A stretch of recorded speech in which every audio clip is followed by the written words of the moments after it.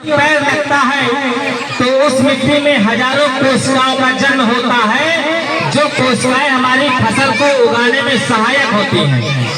और जब कोई ट्रैक्टर का कल्टीवेटर हमारे खेतों में चलता है तो उन हजारों कोशिकाओं का नष्ट करने का काम करता है, जिससे कि हमारी उपज खत्म होती है।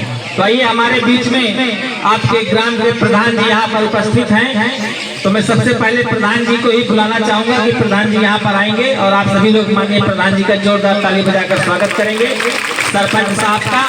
और अभी आप लोग 1-1.5 घंटे से इस कार्यक्रम को लगातार देख रहे हैं, तो मैं प्रधान जी से निवेदन करूंगा कि आपने इस कार्यक्रम में जो सुना हो, जो देखा हो, अपने अनुभव को अपने ग्राम वासियों के सामने शेयर करेंगे। माननीय प्रधान जी, बहुत बहुत धन्यवाद हमारे कलाकार महोदय का। सुंदर नाट्य कला और जादू के माध्यम से जो इन्होंने गांव में ग्रामवासियों को शिक्षा प्रदान की है, बेहतर सराहनीय है। हमें आप सबको इस शिक्षा ग्रहण करना चाहिए।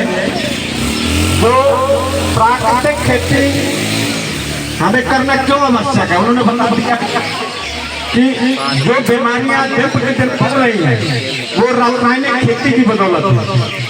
हमें अपने खेती में धीरे धीरे रासायनिक और रासायनिक दवाइयों का प्रयोग कम से कम करना है और प्राकृतिक खेती को अपनाना है। प्राकृतिक खेती का मतलब ये है कि हमें जो गाय गोबर की खाद है उसको डालना है खेतों में, पुराने जमाने के जैसा, और देसी खाद के खेत से हमें फसल तैयार करना है। रासायनिक खाद और रासायनिक दवाइयों का प्रयोग नहीं करना है। और जो रासायनिक दवाइयाँ कीटनाशक के लिए प्रयोग की जाती है उसके लिए भी प्राकृतिक खेती के ये जो ट्रेनर हैं अरुणोदय संस्थान वाले, ये समय समय पर प्रशिक्षण करवाते हैं कि कैसे कीटनाशक दवाइयों को प्राकृतिक उपचारों के माध्यम से रोका जा सकता है। जैसे माहू लगती है तो ये पीली पट्टी लगा देते हैं खेतों में, तो पूरी माहू उसमें चिपक जाती है। और जो रासायनिक खाद की जगह है ये गोबर से, गौमूत्र और गोबर के द्वारा खाद बनाते हैं और गोबर रसायन से ये तैयार करवाते हैं। इससे हमें जहाँ बीमारियां कम होगी, स्वास्थ्य पर बेहतर लाभ होगा, हमारी भूमि भी सुरक्षित होगी, मृदा भी सुरक्षित होगी और पर्यावरण भी सुरक्षित होगा और जल भी सुरक्षित होगा। ये तीनों चीजें हमें सुरक्षित करने की आवश्यकता है।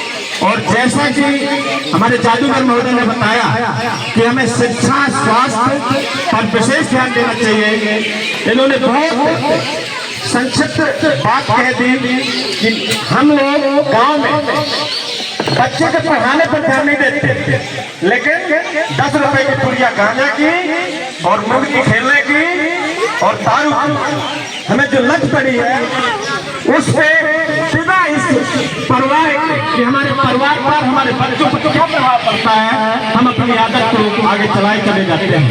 जबकि नियम ये होना चाहिए, इंसान की समझदारी ये होना चाहिए कि उसका बच्चा जानने समझने लायक हो गया तो हमें उस आदत को भले यदि मजबूरी में थोड़ा एक साथ छोड़ नहीं पा रहे तो छिप करके बच्चे से दूर रहना चाहिए उसका दुष्प्रभाव, क्योंकि हमारे बच्चे जो देखते हैं, जो सुनते हैं, उस पर अमल करते हैं।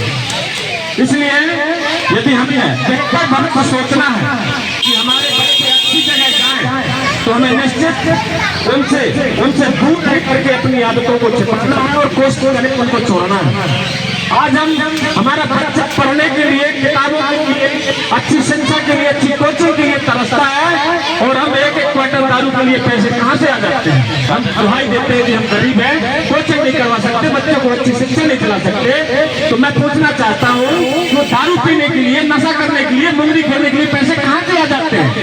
इसलिए व्यक्ति की सोच व्यक्ति का व्यक्तित्व का विकास करती है, व्यक्ति की सोच व्यक्ति की अमीरी और गरीबी का विकास करती है। इसलिए हमें अपनी सोच पर परिवर्तन करना पड़ेगा और अपने बच्चों और भविष्य और अपने ग्राम के विकास के लिए सोचना पड़ेगा। यदि हमारा विकास होगा, हमारे बच्चों का विकास होगा, हमारे समाज का विकास होगा, हमारे गांव का विकास होगा, तो हमारे देश का विकास होगा।